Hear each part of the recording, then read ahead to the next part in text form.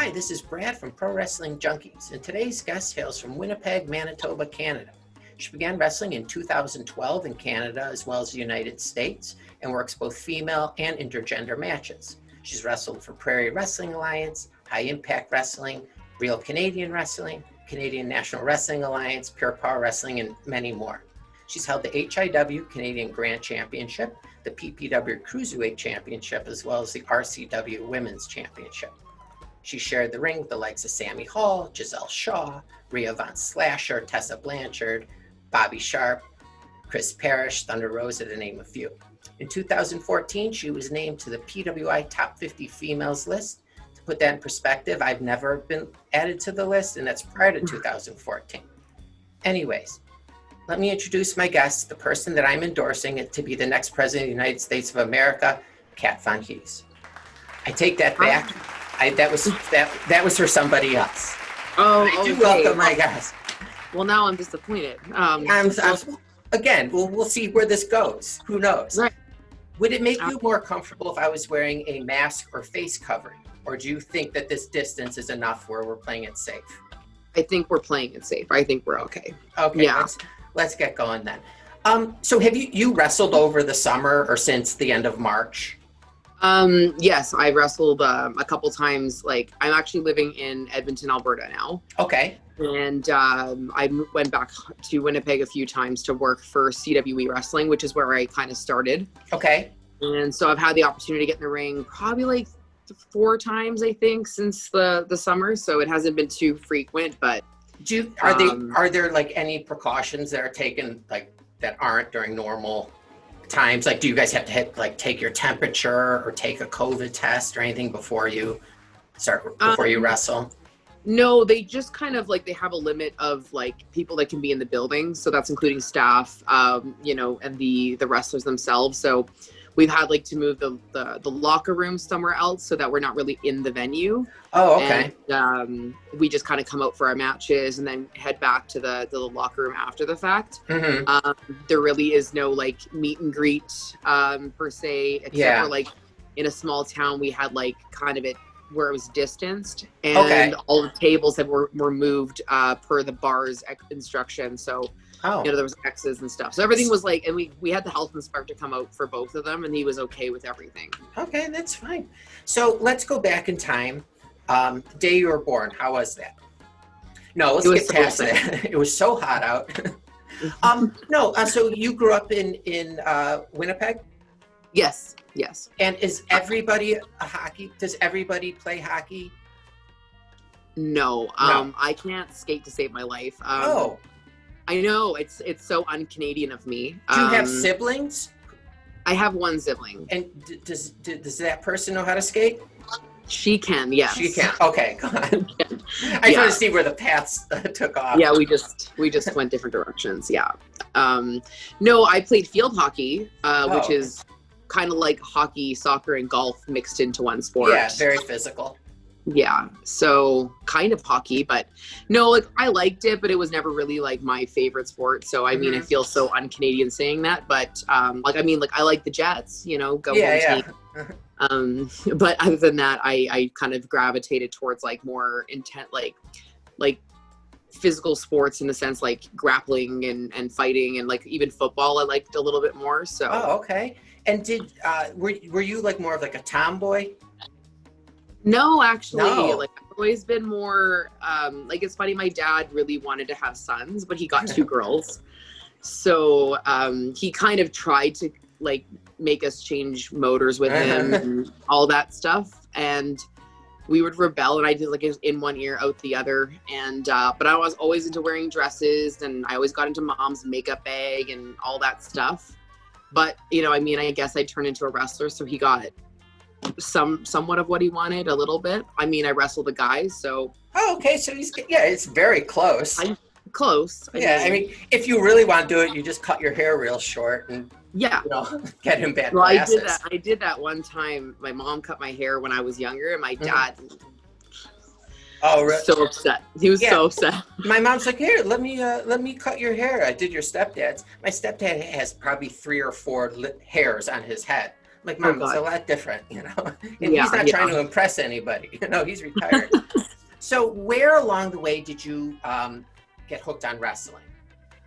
I actually would go to like a babysitter's kind of like before and after school, and he was a big wrestling fan, so he would always have it on because my parents didn't have the channels to watch wrestling, so that was where I was first introduced to it. And his son was a big fan and stuff, so I kind of started watching it there, and I was really intrigued by it. And I think what really got me hooked was when China was on TV, and I just saw her being like different, you know, like standing out, and I was like, cool, like there's someone that like doesn't look like everyone else.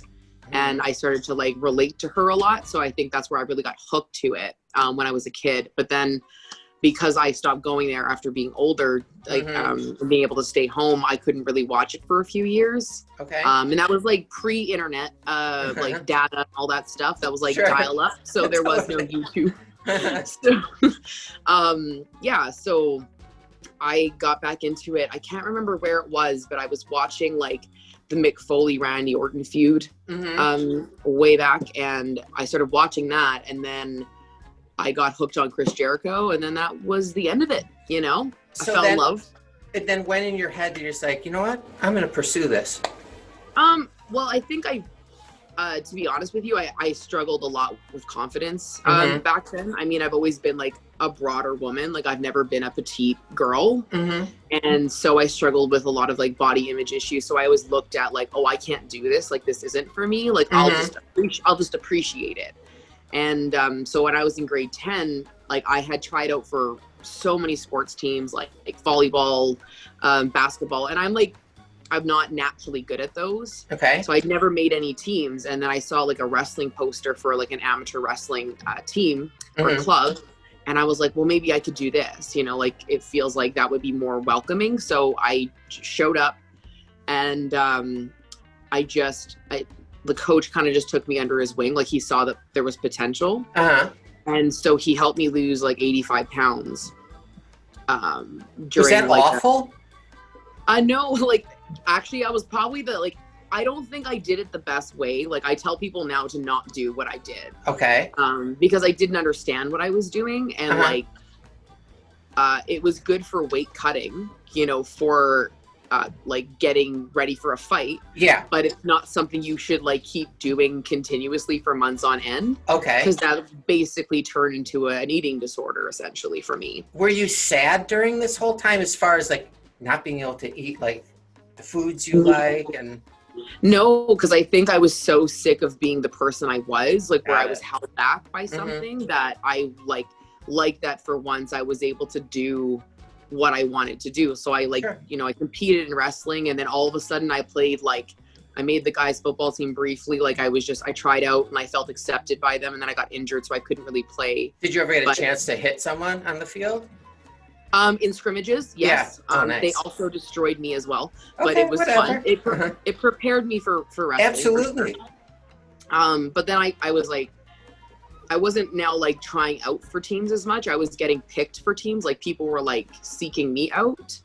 Like I was at track practice, and I was always good at shot put and discus. And this guy's like, oh, you're on my team. And I was like, what are you coaching track? And he's like, no, you're on my dragon boat team. And I was like, I don't remember signing up for this. He's like, no, like the girls nominated you because we needed one more girl, and I just put you on the team. And I was like, all right, sure. So like it was nice to finally be like sought after, as opposed to like trying so hard to be accepted, and like just being given the chance to do something if someone gave me the tools. That like I think what I was doing, like you know, not eating the foods that I like, and probably not eating enough at all, didn't seem like a problem, because my brain was like, no, this is way better. Like I like this person. It wasn't until like I lost a lot more, and like the doctors are like, hey, like you now are looking sickly. Like how did you do this? And then that's when they're like, hey, like they diagnosed me with type 2 bulimia, essentially. So it's over exercising for under eating. So because I was getting up and I was doing cardio for an hour in the morning. I would do cardio or weights at lunch if I didn't have choir. And then I would play 2 sports practices back to back after school. If not, I would do one sport and the gym every day. So I was doing 6 to 10 hours of workouts every day. How did you feel inside, like, during this time? It must have been kind of crazy. Yeah, like it like at first, again, like super happy. Like I felt like I was becoming a new person. Yeah. Mm-hmm. But then you realize, like, crap, like I'm now going down a different path that's also negative. So you struggle with, like, okay, well, what's the right way? Like when I was big, people didn't accept me, but when I was like this, people are like, oh, you're sick. And so you just struggle constantly with like trying to find that right path. And so I think now that I work in like the health industry, you know, I try to tell people, like, you're always going to have your ups and downs, and life comes at you, and sometimes you're not perfect, but the best thing you can do is try to be the best version of yourself, and don't beat yourself up when you're having a hard time, because it happens to everybody. So I like being able to share, like, hey, I made this mistake, don't do this, because you pay for it later. Like I like being able to share that story to my clients. So it's a way of giving back, you know, to life. Yeah, exactly. Okay. How did you hook up with a trainer and start training to be a pro wrestler? So back in the days of MySpace, yeah, totally. Aging myself, I started like talking to people, and I saw like some wrestlers online. So I started like adding them and kind of like chatting on MySpace. And I met Danny Duggan out of CWE in Winnipeg, and John Cutler at the time was still wrestling. Okay. And so I talked to them, and then one day I just ran into them at the Y. So we kind of became good like acquaintances, friends at the time. And years later, Danny started his own company. So I kind of would always go to the shows with my sister, and I would always go to the after parties and hang out with everybody. So a lot of the guys became like good friends of mine, or like close. How old are you at this point? 20, like 19, 20, I suppose. Okay. Yeah. And so, yeah, I think I just was like, hey, like, what do I need to do to like start doing this? And there really was no schools in Winnipeg at the time. So I, at one point, was looking to go to Ontario, and Johnny Devine was actually running that school at the time. Okay. I think I sent an email, and I don't know if I heard back, or like, it was like, I didn't have the answer that they wanted or something like that. I just didn't really pursue that. And then there was like Lance's camp, but I looked at the prices, and I was like, I'm, 19 years old, like moved out on my own. I don't have $4,000 right now in my bank account. So I just kept in touch with the guys, and the guys were like, hey, like, we're starting up a school, and Mentolo is going to be the head trainer. So I waited that out. We started in June of 2011. I had already had like a quick stint as a ref for them, and I had wrestled one match, kind of more shoot, I suppose, because I had my shoot background. Okay. And I started training in June, and then the school unfortunately had to close down in December. What did you do to make it close down? I don't know. I broke everything. I turned into She-Hulk and just destroyed everything. Happens at work all the time. I always feel like I'm going to get in trouble for breaking everything.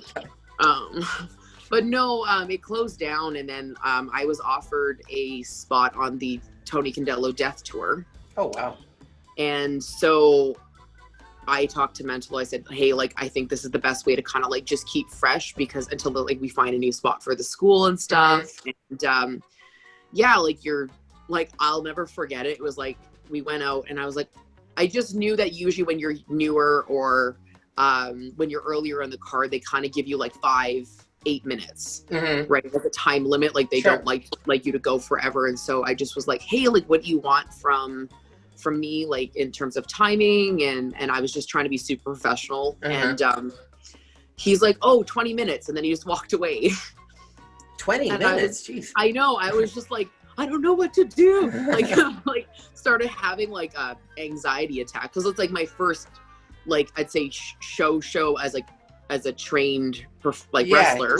And like, I would say trained in such a like a loose term, because I feel like I still need, everybody always needs training, but like needed a lot more training at that point. It was Bambi Hall was my opponent, and she was still, I think, only 3 or 8 months in, somewhere in that range. So it wasn't like I was working with a ring veteran. Right. So we were both like 20 minutes, like freaking out, like, oh my God. So, and then I think we were second or third match, and first match comes back and they're like, post broke, don't use the ropes. Oh my And I was God. like, so we had to have a 20-minute-ish match using no ropes for my first show. Does somebody have this on video?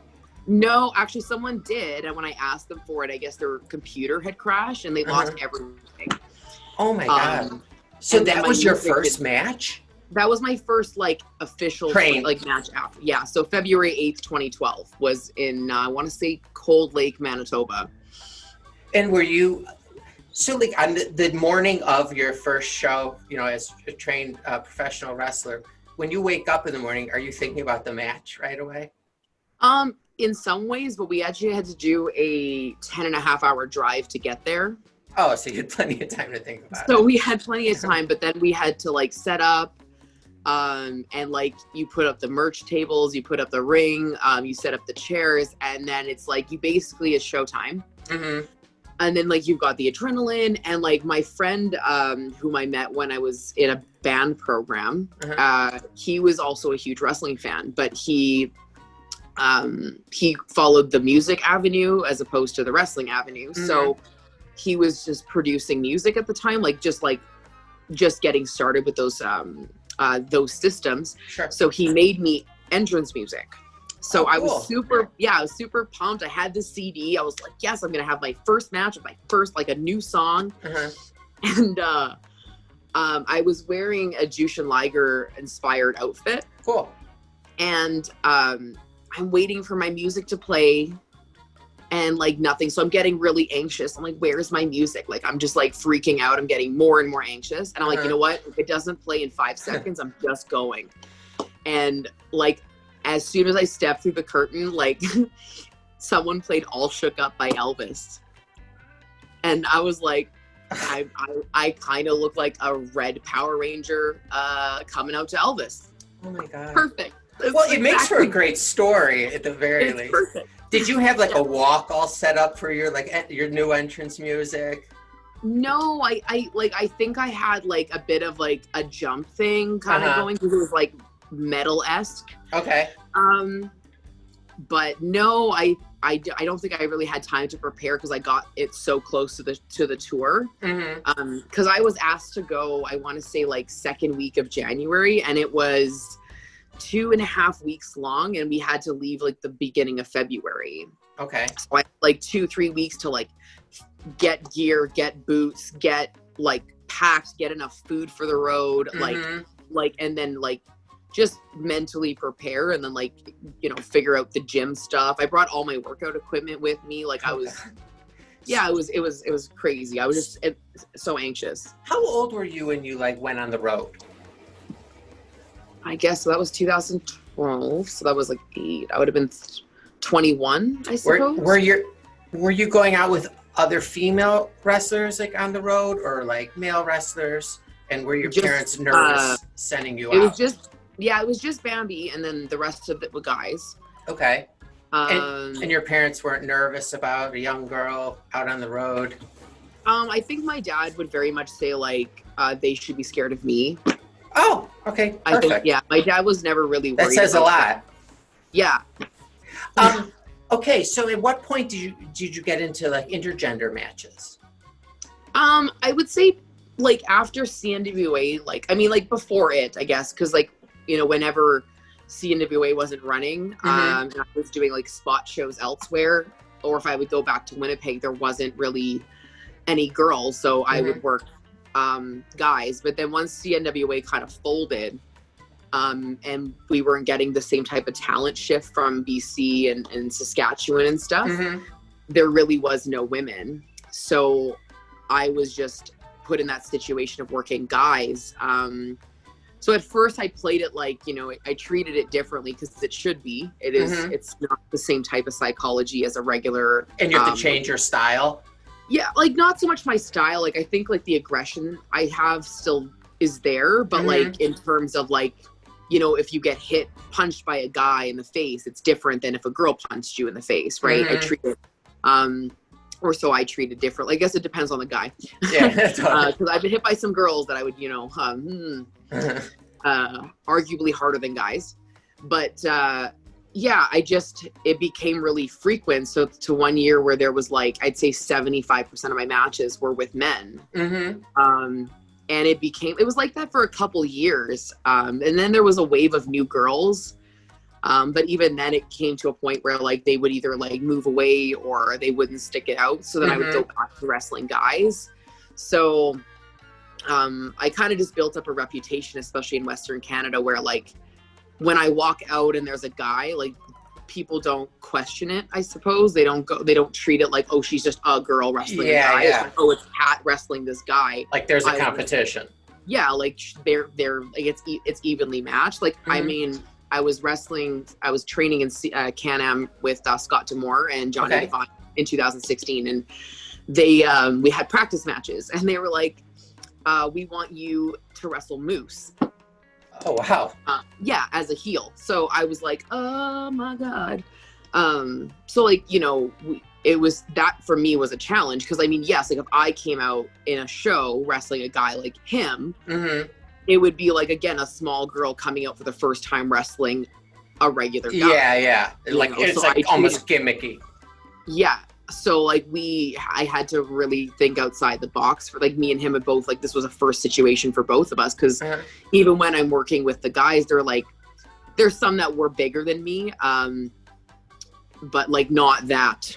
Like there was that big of a discrepancy in size. Yeah, no, and it was so much fun. Like I had a great time wrestling him, and it was the story we told was really cool. I was really proud of it. So, yeah. Oh, that's awesome. You're basically wrestling like a giant. Yeah, essentially. Someone from Middle Earth. Girls feel like me, like when they wrestle me. Like I guess when, like small, tiny little girls come up to me, they're like.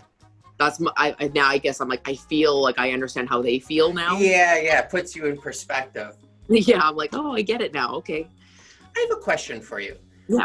Do wrestlers or you yourself get jealous of other wrestlers who might also be like your friends?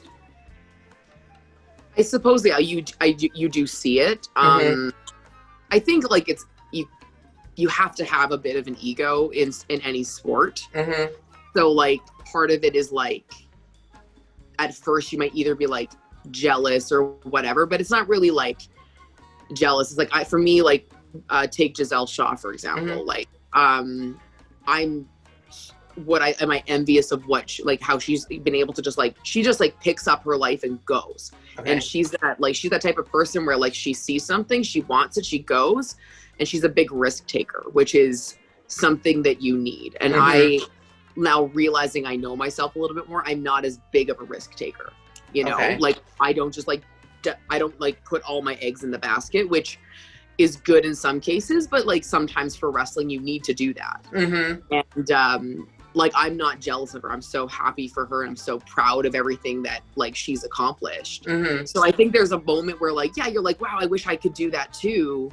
And it might kind of come across as jealousy, but then you like, most of us kind of realize like we're happy for our peers that that get those opportunities. But I would say like I've seen it. Like I've seen people kind of like have almost like passive aggressive rivalries over people's successes. And it doesn't, the way I look at it is like, no matter how jealous you are about their situation, it isn't going to change your situation unless you do something, So there's no point in being jealous and upset about it unless you're willing to do exactly what they did to get there. It's the amount of work you put in. Yeah. Or like right place, right time. That always has a factor in. Or someone who knows someone. Yeah, exactly. But that's every industry as a whole. Yeah, like, exactly. That's life. Yeah, exactly. All right. I'm going to let you go in 2 minutes. I'm going to first ask you 5 random non-wrestling related questions. They're just yes or no. You can say yes or no. You can elaborate. Whatever. All right, you ready? Okay. Yes. Do you have a favorite body part? Yes. Okay. Have you ever had ice cream for breakfast? Yes, definitely. Okay. For $1,700, would you eat a spoonful of sand? No. Okay. Have you ever given a police officer the middle finger? No. And have you ever driven a car into a lake? No. Okay. All right. You passed. I'll take all the official documents and get those sent in. But you're golden. When and where are you going to be appearing next? Awesome. Besides your job on Monday. As of right now, I'm scheduled to wrestle in St. Albert, Alberta, which is just outside of Edmonton, for CWE Wrestling on October 24th. Okay, so you got some time. Yeah. Oh, can I ask you one last question? I'm sorry. Yes. What's your most expensive piece of ring gear? My one outfit was like $550, Oh, like wow. my jacket and then my one-piece suit. Yeah. And do you get to design it? Like you like kind of sketch out and then someone runs with that? Yeah, I haven't had very much luck with gear makers in the past. So this one was like, I'd say like the suit I didn't really care for. Like it didn't come out how I expected. Okay. But the jacket is something that I still use to this day. But I have a new gear maker. So with this one, yeah, like I've kind of given her a concept and she sketches it. And then we kind of just go back and forth. Is it awesome the day it shows up and you get to try it on? Yeah, like unfortunately the last couple times that's happened, I've been very disappointed. And so I've actually had backup gear. So it's not like you can return the stuff you don't like, right? No, I've had one. The last time I had a suit made, it had tassels in places it should not have tassels. Okay. I'm gonna leave it at that. Yeah, I think I'm not gonna let my imagination go too far, but I think I have an idea. Yeah, and I just like got it and I was like, what? It was like a one-piece like pantsuit, and I kind of wanted something like somewhat like what Natalia and Beth Phoenix wears, like kind of like that style.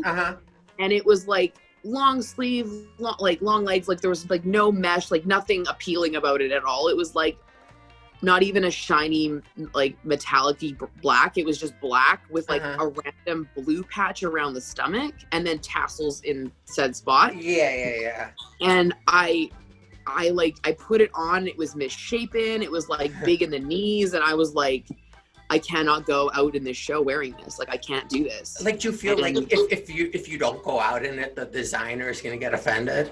Yeah, well, I called her. I said, girl, this is like not what I asked for and not what I paid for. So she actually remade it and it was better, but like she made it with like sweater material. I don't really know. It was so off, and you know what? I just kind of gave up at that point. I was like, I'll wear this from occasion or use pieces of it, but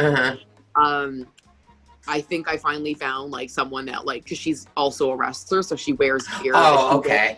So like she understands like it needs to be able to move, it needs to be able to catch your attention from a distance, that kind of thing. So she's also done gear for a lot of the people that I've worked with and a lot of people in the area. So I've seen her work and I'm like, okay, so like I trust yes, you're her comfortable with that. Yes. All right. Well, I suppose I have to go attend to my children now.